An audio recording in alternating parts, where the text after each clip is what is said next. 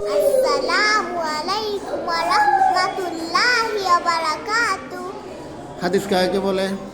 হাদিস শরীফ হযরত মুহাম্মদ মুস্তাফা সাল্লাল্লাহু আলাইহি ওয়াসাল্লাম যাহা বলেছেন বা নিজে করিয়েছেন অথবা সাহাবার কেরামদেরকে করিতে দেখিয়া নিষেধ করেন নাই, তাহাই হাদিস। 3 নম্বর হাদিস বলো। 3 নম্বর হাদিস শরীফ আদ-দীনুন নাসিহা, দ্বীন উপদেশ স্বরূপ। 4 নম্বর 4 নম্বর হাদিস শরীফ আল মুসলিম আখুল মুসলিম, মুসলমান মুসলমানের ভাই।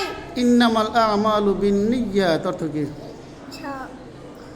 সমস্ত কাজ নিয়তের উপর নির্ভর করো। আকরিমুল খুবসা খাদ্যকে সম্মান করো।